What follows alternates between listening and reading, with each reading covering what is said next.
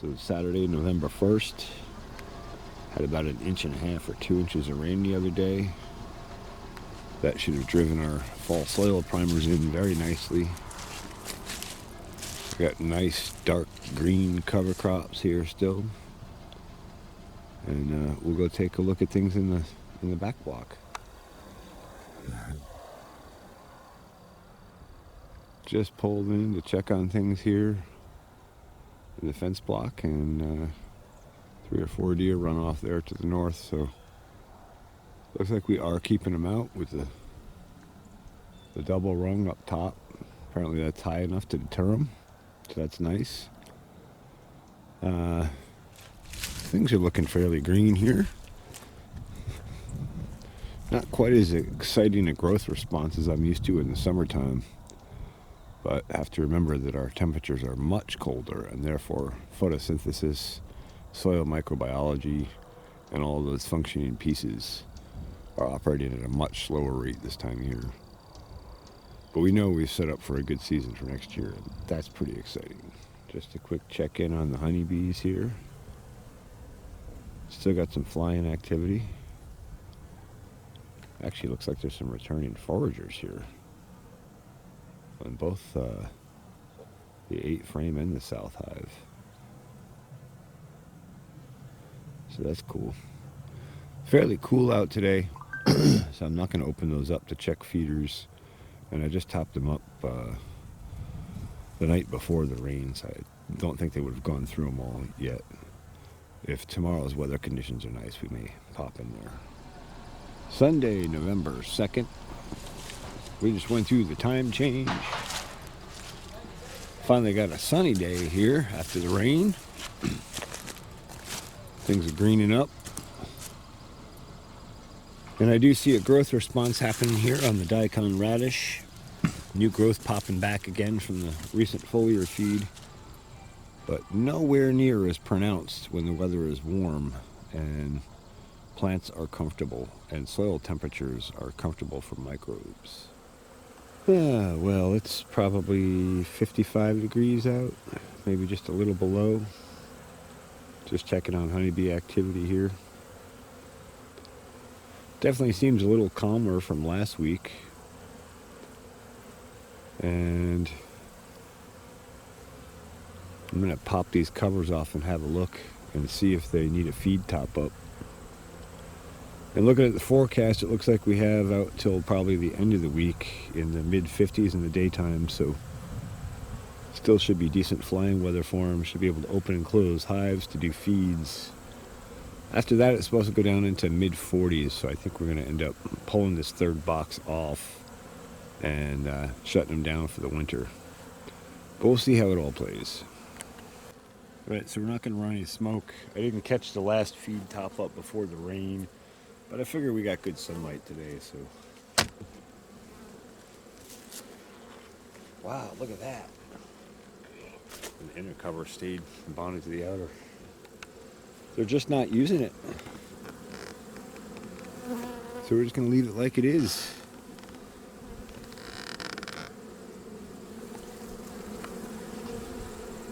Bees all through there doing their thing. Be interesting to see if they're using any of this.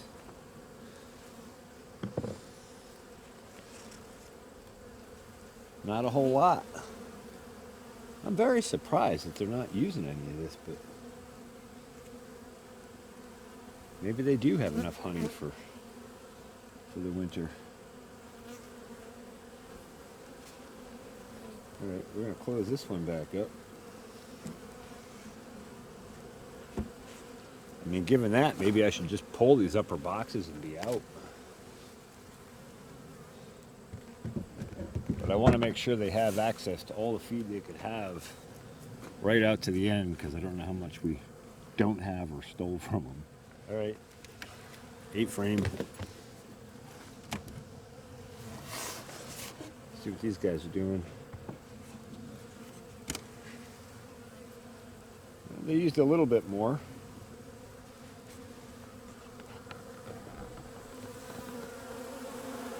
Was fully topped up, I believe. but they're not using much, so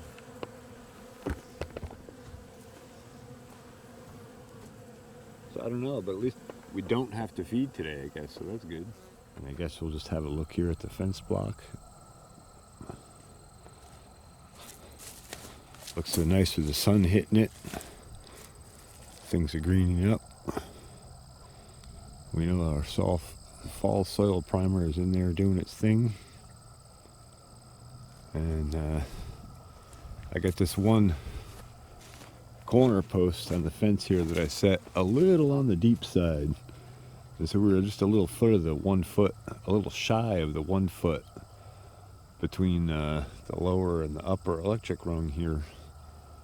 So I brought a piece of conduit over. I only had my hacksaw in the toolkit the other day when I was here, so I started cutting with a hacksaw, but that's a pain in the butt. And I brought a Sawzall back today so I could rip through it. So I'm going to stick that up and drill those last couple holes, and that'll complete our second rung on this fence. That should keep the deer out for the winter at the very least. And that buys me some time to finish all the little pieces that need to be finished on this. There's still a good bit of work left on this fence. Some reinforcement work, and we have to backfill around the edges here. I probably won't even do that until spring. I bought some new attachments for the Ford, a York rake and like a grater scraper kind of thing. I think the York rake will be really nice for filling these back in. I'll be able to go along the edge and York rake soil back to it, so then I can just come back with a hand rake and finish it off. So it's coming nicely, and boy, is it nice to see the sun and not have that wind today. So there we go, 5 foot extension on. And I figured this could also serve as a place to mount a weather station or solar panel or a camera or something. So rather than just go up a foot, I figured I might as well make it go a little higher. It gives us a high elevation point for whatever future stuff. So now I just got to drill some holes, and then that finishes this second rung around the top. And I'm pretty stoked about that. There we go. Holes drilled, standoffs in, and actually wrap those two together. So that makes it so we can replace a piece of wire if we need to easily. And things are spaced properly. And I don't know how far off the ground we are here, but yeah, we're probably about 7 or close to 8 foot here as well. I guess I'm going to get a measuring tape and see just how high we actually are. So I pulled the tape down to just about grade, which is about the bottom edge of the step stool here. So it looks like 7'6". So I had wanted to go 10 foot high originally. If we have problems, I will go back and go up to 10 or more. Like if I really had to, I could go back and add 5 foot extensions on everything here. We could just keep going vertical. I wouldn't want to go a lot higher than that, start to run out of balance between concrete and post in the ground and height. But we could go up a couple more feet if we need to. But honestly, the deer really stopped bothering our block once we were at this first rung here, which just sits around 6'2", I believe.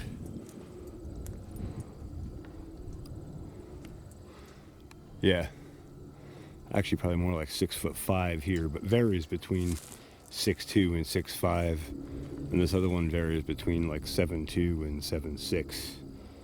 So 7.5 feet is pretty high. It's tough to jump.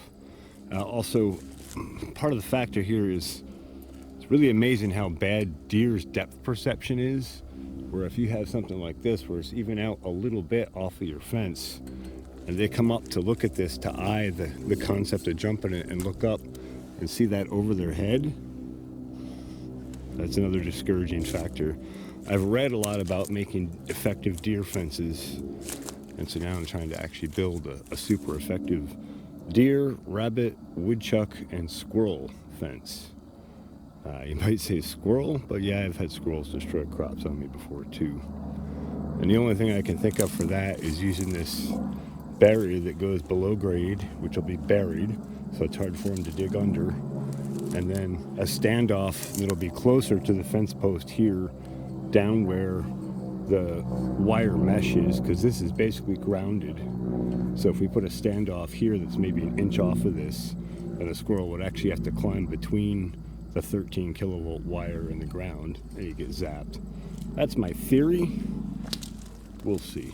I'm not even sure we're going to have squirrel problems here, but if we do, I want to be able to at least have a plan on how to stop them. Okay, so I went around all four corners and physically and electrically connected them, all wrapped together. And then I went back and I put in a jumper from the fence charger for the honeybee hives. That'll go higher, or probably the charger will move once we get a better power system up here for solar power. But for now, it's high enough that vehicles can get under it. And it's marked with some flagging so nobody misses it and clips something on it. And I don't have a charged battery with me, so I'll have to bring a charged battery back probably tomorrow and test it out. But I don't expect any issues. We got nice standoff distances, nice clean wiring. Should be solid. Should be better than the electric fence that's in the weeds over here, which I should clean up this fall. So it's a little later now, and it's a little bit warmer out now. They're flying a little bit more. I've had honeybees flying all around me as I've been working on the fence over here. And I actually was down the other end of the garden, other end of the fenced area, didn't have the camera on me, and saw a little pocket of flowers that honeybees were actually foraging. So apparently there are some resources out still, and that might be part of why they're not taking sugar very much. I just want to make sure they have ample supply going into winter. Well, that feels a lot better. I'm very encouraged. And it has some pretty good ideas on how to do gates on here now. So we're coming along. Just a quick glimpse here on the north end. All of this had the soil primer as well. I do see a darker green in here that I usually see with the sea shield. So, and the clover leaf size is pretty nice. So, and I do see lots of new green growth popping on. So we are getting a growth response, just slower this time of year with the lower temperatures and less sunlight. Sunday, November 2nd, 2025. Just a quick check back in on the lab. The sweet Thai basil is coming along nice, starting to throw its second set of leaves. The beans are up. This big leaf set's thrown out. And you can really see the difference in proximity to the light. Closer to the light, the bigger the leaf set. There's that photosynthesis thing again. I might do some thyme propagation tonight, because there's quite a bit of it there. They're pretty long, and they're tender vegetative shoots that would be theoretically easy to propagate. Peppers are hanging in there. I actually have to give these some special attention once I get more settled in the lab here. You have one little pepper on here, not much, but I got to do a new soil blend for those and transplant them into that, probably get them in something that's a little more pepper oriented. Figs are coming along nice. In fact, that's just about ripe, and that is ripe as well.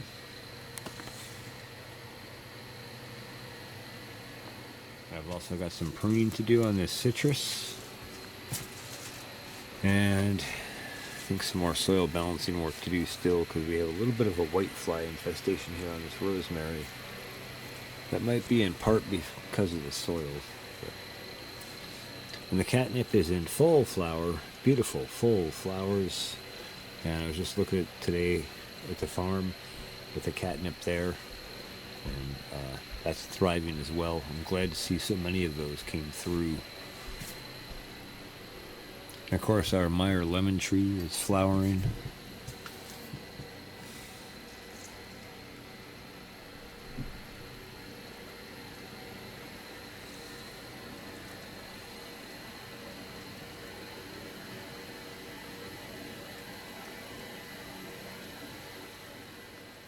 ginger is doing well. That's due for another watering. I'll have to look. I think I might be due for one of the alternating foliar drenches. And I guess we'll just check in on the little clover that's up here in this planter, along with a few blood oranges that I planted from blood oranges I got from Hardy Roots. And then this is a Meyer lemon that I took a cutting of last year. One of the few that survived from all the citrus cuttings I took. This one's thriving. I want to try and get this potted up nicely to give to my daughter in the springtime. I think she'll appreciate it. She's in a little bit warmer climate where it'll be easier to keep it going. So I thought I would get started for our herb bed now that we have a fence area that's nearing completion and soil that's being built up. It's time to get some perennial herbs that we can keep going year round going. And thyme is one of my favorite for cooking with. And it's just an awesome herb to work with. So, because I'm always short on time, I figured I would try and propagate some more thyme in an attempt to make more thyme. But the problem was, it cost me some time and some time. But who knows, maybe we'll get more time out of it in the future. Well, things are evolving quickly in the lab this year, so November 3rd, 2025. Just thought we'd check in on the beans here. Taken right off. I bumped them up on another soil crate that's partially full. Good new soil mix. Figured that'd be an easy place to store it, and it would get these a little bit closer to the light, and they will really take off like that. So they're going to need a lot more space soon, of course. The sweet Thai basil is continuing to throw out that second leaf set, so that's nice and encouraging to see. All the other plants are doing well, and last night I did a foliar / drench with a combination of stuff from Advancing Eco Agriculture, Rejuvenate, Accelerate, the Rebound line, some Photomag, some potassium silicate, not from AEA. I forget all what else, but a general foliar feed aimed at keeping nutrition balanced. And we got nice explosive flower growth literally the next day. And not just a little, you know, it's everywhere. So I think we're going to stay on this feed program that we're using. We are running from Field Arc AI from Advanced Eco Agriculture. And also, look at these flowers on this catnip. And then the ginger might have been overfed just a hair. Also, I noticed when I lifted or hefted the planter, it was a little light. So even though I watered before I fed last night, I had to come back and throw a couple more gallons on it today. And the thyme cuttings seem to be doing okay over here. A little wilty, but that's to be expected within a 24-hour period. In a couple days, we should see them perk up and take off, and that's a nice group of thyme plants to add to the fence area at the farm when they mature up enough to do so. One other thing to point out is the Mexican marigold here, or Texas tarragon as it's also called, is flowering out now too with the foliar drenches. They've gotten all the plants in here, of course, have gotten a shot of the drenches. November 4th, 2025. Split the workday up a little bit here. My friend Marty's busy on a project, and so I'm going to go home and finish my project after I come up here and get a little bit of sunshine and some fence work done. Thought we would check in on the cover crops over here. And I definitely do see a darker green showing up here since we put soil primers down. I would say visually to me a little more obvious in the clover and winter rye section over here, but things are doing well. And yesterday we got a surprise rainstorm. Wasn't in the forecast. I look up, it's getting dark. I look back at the radar and there's a storm coming. So I don't know how much we got, but probably half an inch, maybe 3/4 of an inch of rain again. So that was nice rain for late fall. And some of these daikon radish are still flowering out and setting seed pods, so I imagine that those will respawn in the spring from the seed. That's not a bad thing. That'll give us an early cover crop in the spring until we can get a productive crop planted in here, if that's in fact what we do this time around. We'll see. So fairly windy, but I think we're around 60 degrees or so today, so relatively warm. Quite a bit of flight activity here, and I definitely see directional traffic coming in and out, so looks like they're out foraging still, so that's nice. End of the season bump for them.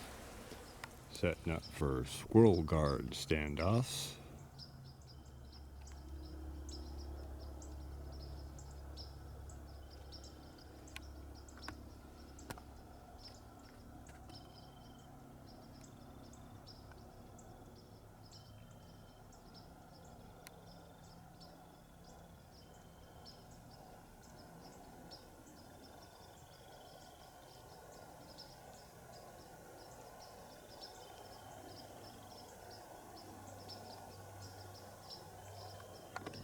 Okay, so finished out in the dark last night, so I didn't get to finish video taping here, but everything except the south end where I still got to set up how we're going to gate this out, but everything else has got the shorter standoffs on it now and a wire run through. That'll be electric also, and this is that nice close standoff distance, so that if a squirrel or chipmunk wanted to climb up through there, theoretically they'd get between it and get shocked, and that would theoretically keep them from climbing over the fence and getting in. And then the only other way they can get in once this is backfilled in would be to dig underneath the fence. Not that that's impossible, but a lot less likely theoretically. Well, we'll be testing it this next year. We'll see. Look who found somewhere else to graze. So we're going around testing the electric fence, and I found heard an arc spot here. Got around looking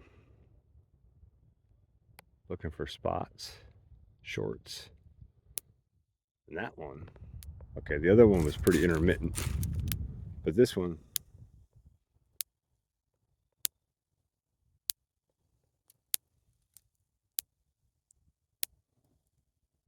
so pretty easy to find the leak, and that's working exactly as I thought it would, with the mesh wire fence and support being a ground and the hot side being hot.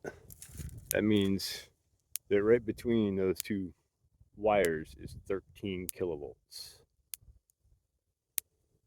So obviously I got some tweaks to do on the fence here, but that means our electric fence is working. Around, I did some tweaking. Coming back around, voltage still a little low. Get down here.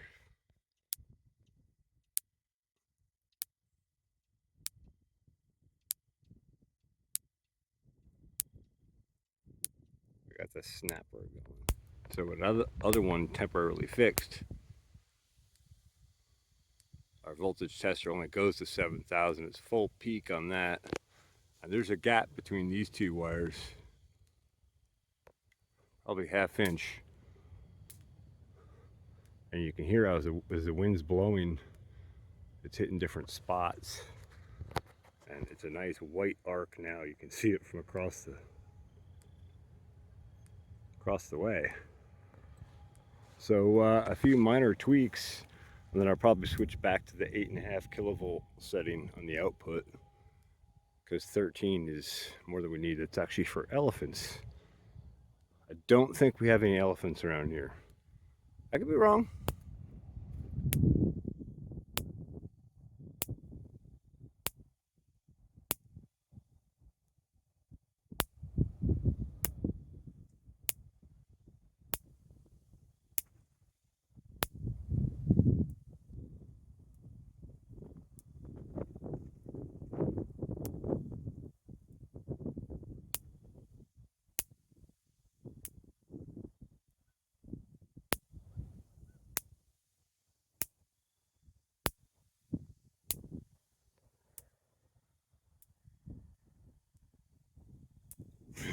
Pretty cool how the wind shifts it around. Okay, I switched down to the 8.5 kilovolt output, and now we have no shorts. So I think I'm going to leave that on overnight and let it run as a test. There's one with the wind, but less shorts, a few less kilovolts. We'll let it run overnight and see how much power it consumes. I'm pretty sure the bee fence one has been quite shorted through a lot of plant vegetation throughout the summer. That's probably a big part of why we're going through the battery so fast. I don't need to electrify this over the winter, so I'm just going to generally do some testing with the fence before we get too cold and snowy and frozen, and then I should be able to finish this up in the spring. If not, even before the snow flies, we'll see. Mostly well set up, so at least we're protected from deer and rabbits and woodchucks. And just a few things left to do. November 6th, just up here, just as the sun's going down. Just wanted to check back and see how the electric fence held up. These batteries are shot and old. Yeah, we're down to 8.5 volts, so it died out. I don't know, not really a conclusive test, I suppose, but I was just curious. Guess I'll pull this off, put it back in the charger for now. Thought we'd check in on the turkeys. Getting big and feathering up nice.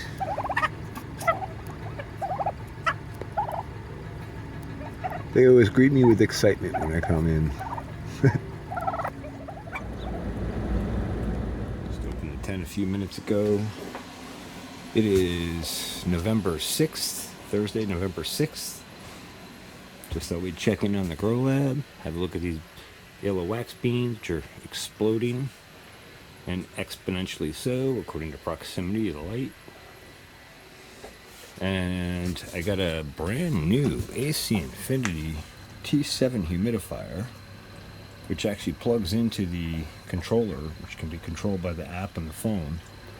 So I can basically set it and forget it. I have not plumbed it into the barrel feed yet, but it should plumb into the barrel feed pretty easily. For now, it's got a detachable reservoir. And you can control it from the front. It does have an independent, you can plug in the humidity temperature sensor directly into it and control it that way. But I have it patched into the controller, so then I can just regulate everything nice. Set that up yesterday evening, I believe. Might have been the one before. No, yesterday, I think. Anyway, since I put that in, I've been able to hold humidity in the tent at exactly 70% humidity. That's been really nice, and I can really see the response in plant health and vigor already. And when I come in here, I can feel it, you can taste it, you can smell it. It's like summer in here. So just a little update on that quick. And I thought it would give you a shot of the catnip and flower with those beautiful flower buds on them. So nothing too exciting to report, just a quick check-in on things. And Ginger, of course, is thriving along happily, and our thyme cuttings are still kind of wilty back there. They're hanging in there, and some of them are starting to perk up. So won't be long, we'll have a whole other batch of thyme going. Saturday, November 8th. Just here to pull the third box off of the beehives and the feeders. We got a cold snap coming this coming week. Rain tomorrow. So it's time to close it down for the bees. So we'd have a look at the cover crops here. Things are looking good. Lots of green on still. Guess we'll just have a look at the fence block here. Nice and quiet and peaceful up here today.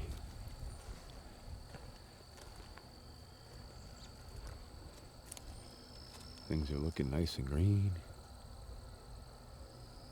It looks like our fall soil primer bump is starting to catch up and bring things back green again after that heavy grazing. Still building soil for next year, so that's awesome. So here we are, checking in on the bees.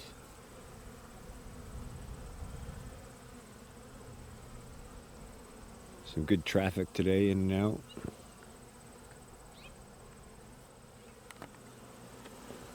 Hive 1 is cranking.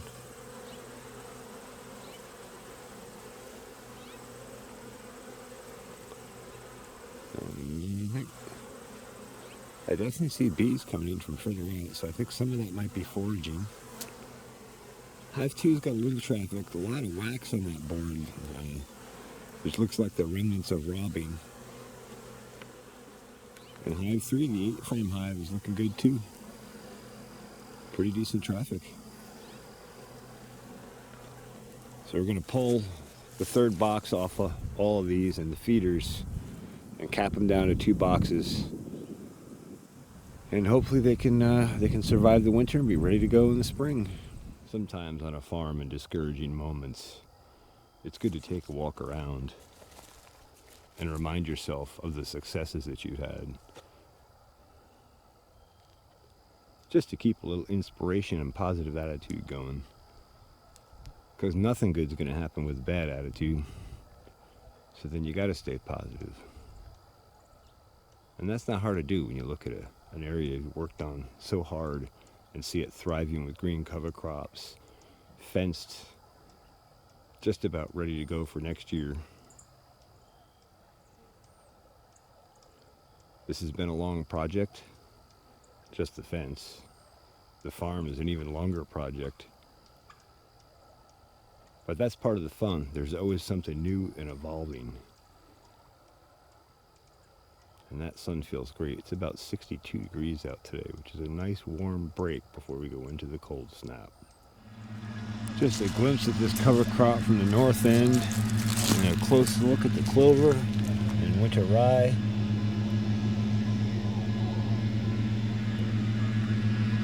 Things are thriving. We're setting up for a good season for next year. I went around and put these black spacers on all these to make sure they stay stood off from it. Solid clean at 8.5 kilovolt. And I just turned it back to the 13.5 kilovolt output. And we found ourselves a short rate in here. On and off. Saturday, October 8th. Just a quick peek in the lab. Catnip is flowering like crazy. Beans are growing like crazy. Got to do watering in here tonight, and I probably will flip these around just to even out the light exposure for them.